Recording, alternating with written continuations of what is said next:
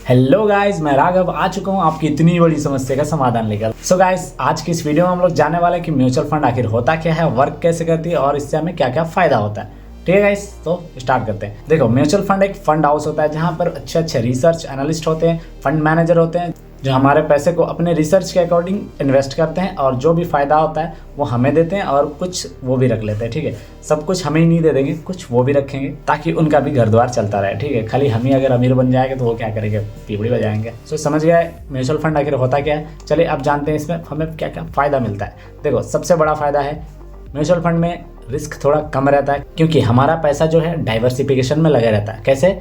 जैसे कि कुछ पैसे सोने में, कुछ पैसे चांदी में, कुछ पैसा स्टॉक मार्केट में, कुछ पैसा बॉन्ड्स में, वगैरह वगैरह। इस तरह से हमारा पैसा डाइवर्सिफिकेशन होके लगे रहता है मार्केट में। सो कोई भी सेक्टर अगर डायरेक्टली गिरे तो हमारा पूरा पैसा नुकसान ना हो, बाकी जो सेक्टर्स में लगे हैं हमारे पैसे वहाँ हमारा पैसा सेफ रहे।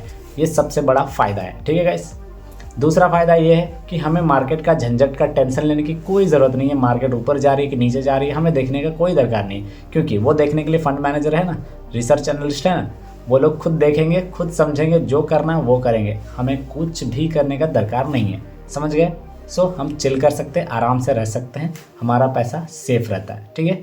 अब तीसरा फ़ायदा ये है कि हम लोग मंथली 500 रुपया, 1000 रुपया, 2000 रुपया, इनफैक्ट 100 रुपये से भी इन्वेस्टमेंट शुरू कर सकते हैं। ठीक है। अब कोई सा भी एक म्यूचुअल फंड सेलेक्ट कर लो, देन उसके बाद उसमें SIP शुरू कर दो। महीने का आप 100 रुपया, 500 रुपया कुछ भी डालो, कोई दिक्कत वाली बात नहीं है। आप आराम से इन्वेस्टमेंट शुरू कर सकते हो। ये बहुत ही अच्छा फैसिलिटी इन्होंने प्रोवाइड किया हुआ है, क्योंकि बहुत सारे लोगों के पास बहुत सारा एक साथ पैसा नहीं आता है जो कि डायरेक्ट फिक्स डिपॉजिट की तरह लमसम में इन्वेस्ट करे। ऐसा नहीं है, हर किसी के पास उतना पैसा नहीं है, लेकिन हर कोई महीना में 500 रुपया एटलीस्ट तो रख ही सकता है।